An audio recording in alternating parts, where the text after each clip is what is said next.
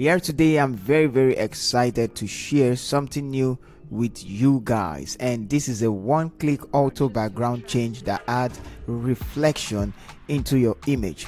So just for example, I brought out this image. This one-click actions saves you a lot of time in changing background using mask and all of that technique. It saves you those time and just do all the actions or the retouch for you and create reflections like this one in this image. So you see this lady standing and you see the reflection on the floor. So mind you, the background you should use should be a reflective background, meaning it should have the property whereby it can reflect the subject, something like glass and all other folic stuff. Okay, so now I'm going to show you how this action works. Now we're going to be using this image right here, so I will be taking this one out. I just used it to show you what we are trying to achieve. So let's bring out our action that changes background for us automatically. This image is not yet retouched anyway, but I just cleaned it up a little bit. And you know, one of the best tip I'm going to give you guys is how to remove all of this, because something like this will be very hard to select or to take out, and also this one. So but this action, I'm going to show you how to use it and how to get this out and bring it to match your background without having the colors of this, you know, this white on your new background that you're going to be changing your subject into. So let's get started.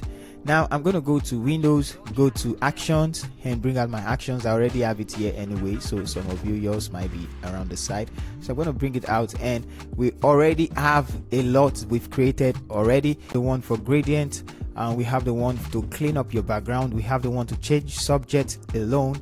This is automatic, you don't need to do anything, you just click it and it change and choose your backdrop. We also have the overlay type of actions that helps you add overlay. All you just need to do is to choose the overlay, choose the snow effect, or choose the smoke effect, whatever effect. So we can add 3 of it. We also have change headshots, and now this is the new one, reflection. So we want to create reflection on this image, and this action creates reflection both the down part, the side, and the left side or the right side, whichever way you want to you're standing.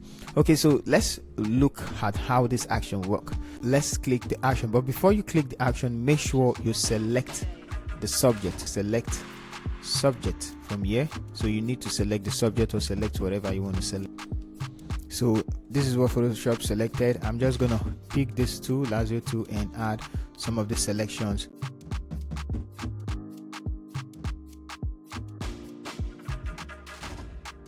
So now that we have the selection, we're going to run the action. So just click, don't forget, make sure this is not a background layer, and make sure you select the subject completely. You can take your time and then click on the action, and it's going to do every other thing for you. So you can see it's running in the background already, and it's going and going and going. So I'm going to leave it or speed up the workflow anyway. It's going to take a little while, but to tell you to pick a background. See, I want this one, so I'm going to click place. Let's take this out of the way, and please note how your subject is, how big she or he is, and then do that. So but this one I'm going to take it all the way up. Yeah, so she looks real inside of it. So something like this would do anyway. So let's just do it like this and click OK.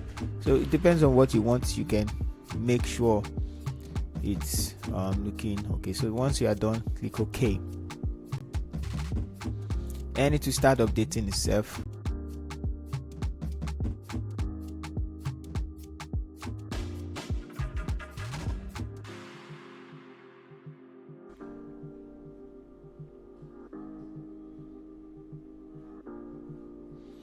Yeah, we go 1, and I think it's done. So that's the first reflection it created, this one, which is reflection 1, and you can see how real it is from behind, but we can see the shadows, right? Yeah. So before we do that, we'll go, it's actually going to, let's keep this, let's put it back. We are done with this one, and now it's created everything for you. You can see it on the right hand side. So this is the tab for the backdrop, this is tab for the reflection, this is the tab for the subject. And the first thing it did is to create a blend. You can blend either with the yellow blend, that is make your subject blend with the background if they are yellows, and you can create the blue blend. But this one, I feel it's the blue blend that matches the subject, yeah, because there are no more yellows. Okay, so but you can use anyone, you can use the one that's there. So but the most important is you can see the reflection at the downside. Now I can turn on all that reflection, but before we do that, let's go to the subject tab, group, and I can bring back shadows. Let's bring back the shadows because she needs some shadow. Make sure your foreground color is white, so I'm going to switch it right here and then print with white to bring back shadows. But you don't need to worry about this one because yep, so something like this. I guess the light went to that area, so we have shadows and we can turn it off and on. You can see it right there, off and on, which is for the shadows, and we can just do some tidying up like that. But you don't really need the shadows right here. We can go ahead and let's see, maybe there are shadows in that shadows there. So that's just the whole point of that shadow of a thing. So let's go to the other reflections. Now I'm going to close the subject panel, and meanwhile you have this one, can help you brighten up the subject or bring the subject lower. Can control the brightness of the subject. So I'm going to close that anyway, so you can turn it off and turn it on. So let's say we have it like this, and let's go to the reflection. The reflection is 3 reflections. We have the first one, we have the second one, and we have the third one. So you can see the reflection can be in 3 directions based on where your light is actually coming from. So it does that, just that, 1, 2, and 3. So you don't necessarily need to start checking where the light is. You can just use that to balance. But from this image we can see the reflection, the wall reflection is going downwards. All of them are going downwards. So we can just pick it that it's going from that direction. Otherwise, if we put it here, it's going to go to the left. So but you can still decrease the opacity of all of this. Now let's use this one because that's the one we are using, and we can decrease the opacity, or I'll just leave it at 50 anyway. Let's leave it at that. So that's 1. 2, the last one I want to show you is to get this stuff out of the way. Yeah, that is what I want to show you, especially this one. Is to make sure the shadows and the subject are what we are going to use. We'll come to the shadows, make sure it's turn off this one, turn off the subject layer, and if I paint, you're going to see that it's giving me that stuff. Look at, without it, just like that. Very, very easy. So this will take a lot of time to fix. Now I'm going to take it up and then bring back the side of her hair. So you see that I'm not doing too many work. I'm just bringing back some part of her. So now we can see through her dress. This works for any photo. You can see through her dress. Now if I turn this back on, you're going to see this side. So just come here and create a mask, which is this one, and then mask it out. Hit X, and then once you start masking it out, that's all you just need to do. Make sure you mask it out, and make sure the what's it called now, only where you need is mask out.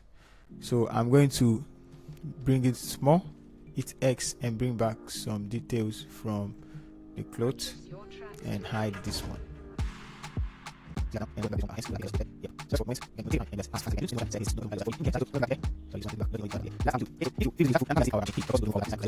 Let's remove it. We're going to click on this one and remove. Make sure it's all good like this. Okay, so now it's looking good to me. We can increase this brightness if it's you can turn it up and all the way up, and it's going to blend. And that's all we need to do.